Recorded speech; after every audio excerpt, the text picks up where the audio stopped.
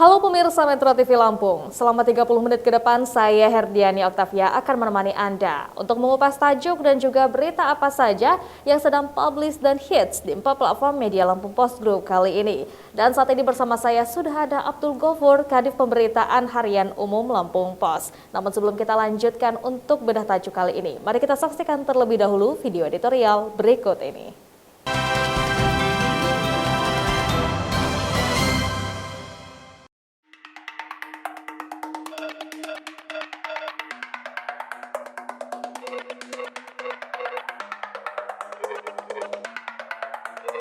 Bersiap hadapi bencana di penghujung tahun. Penghujung tahun harusnya menjadi waktunya sukacita karena akan menyambut pergantian tahun dengan penuh asa. Namun, Badan Meteorologi, Klimatologi, dan Geofisika atau BMKG menyampaikan peringatan dini untuk mewaspadai datangnya La Nina menjelang akhir tahun 2021. Berdasarkan monitoring yang dilakukan oleh BMKG terhadap perkembangan terbaru dari suhu permukaan laut di Samudra Pasifik bagian tengah dan timur, data saat ini menunjukkan bahwa nilai anomali telah melewati ambang batas La Nina, yaitu sebesar minus 0,61 derajat Celcius pada dasarian 1 atau 10 hari pertama Oktober 2021. Hal tersebut mengindikasikan bahwa La Nina akan melanda sebagian wilayah Indonesia pada akhir tahun ini. Diperlukan langkah pencegahan dan mitigasi terhadap peningkatan potensi bencana hidrometeorologi seperti banjir, longsor, dan puting beliung. Perkiraan BMKG tidaklah melesat. Sejumlah bencana seperti banjir, longsor, dan angin puting beliung terjadi di sejumlah wilayah Indonesia termasuk di Lampung. Selama Desember 2021 saja, bencana angin puting beliung menghancurkan total seratusan rumah di sejumlah wilayah di bumi Rua Jurai. Berdasarkan data yang dihimpun Lampung Pos, angin kencang berputar itu melantak wilayah Lampung Timur, 21 rumah-rumah dan bangunan. Bukit Kemuning Lampung Utara, 38 rumah rusak. Dan di Rawajitut Tulang Bawang, 61 rumah rusak. Dalam 2 sepekan terakhir ini, kerugian ditaksir tidaklah sedikit secara material, termasuk ada korban luka hingga korban jiwa. Tak cuma angin kencang, hujan dengan intensitas curah tinggi juga menyebabkan banjir dan longsor di sejumlah tempat.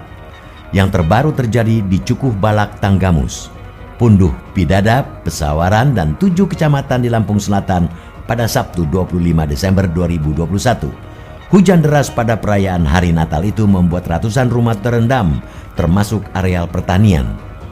Bencana memang tidak pernah ada yang menginginkan dan tak ada yang tahu kapan terjadinya. Namun, jika berkaca pada pengalaman peristiwa bencana sebelumnya, tentu hal itu bisa diprediksi, apalagi sudah ada teknologi yang mampu mendeteksinya dan BMKG sudah menginformasikan sejak dini terhadap kemungkinan bencana yang terjadi. Data Badan Nasional Penanggulangan Bencana atau BNPB pada tahun 2020 mencatat terdapat 2.831 kejadian bencana hidrometeorologi di Indonesia.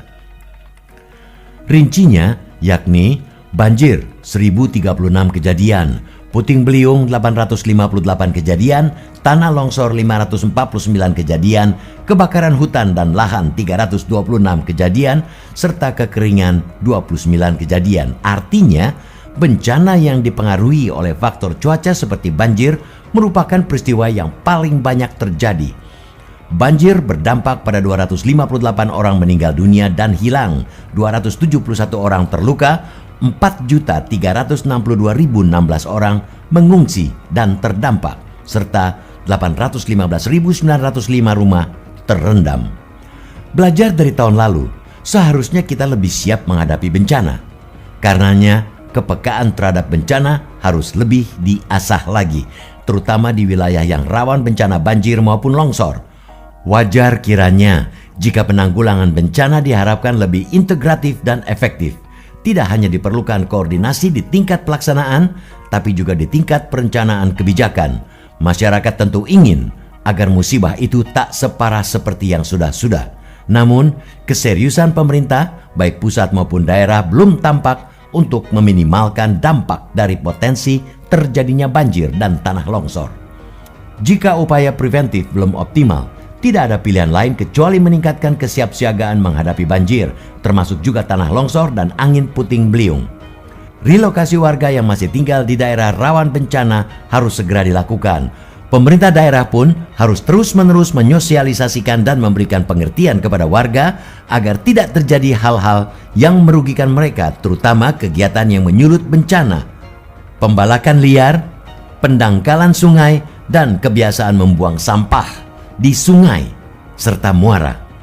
Begitu pula warga harus lebih peka dan mengubah pola hidup yang bisa berdampingan dengan alam. Sebab sebagian besar bencana alam itu kontribusi manusia amat besar. Pengabaian ekosistem lingkungan menjadi buah dari bencana yang dirasakan. Saatnya kita hadapi ancaman bencana alam secara integratif dan mencuatkan mitigasi bencana secara masif.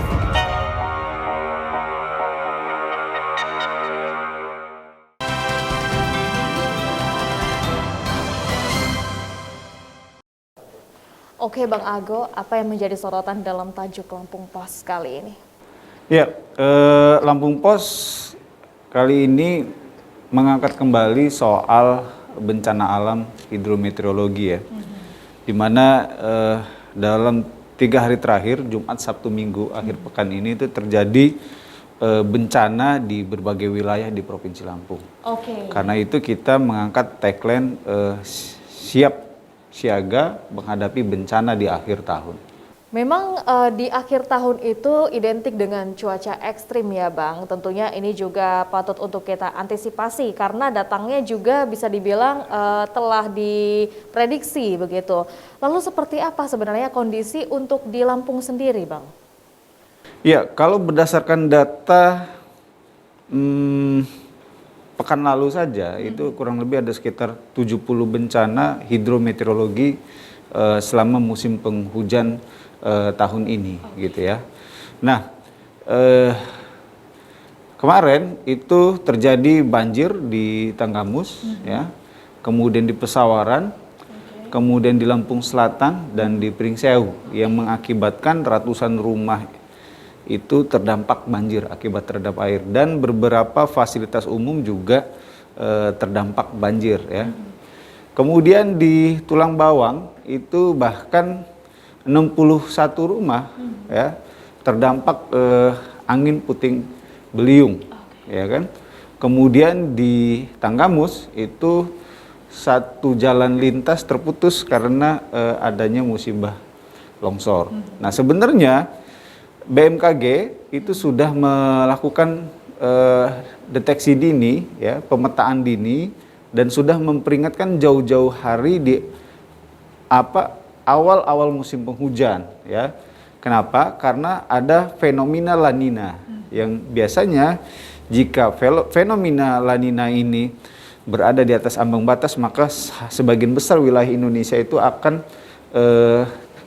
menghadapi cuaca ekstrim tingkat curah hujan yang sangat tinggi.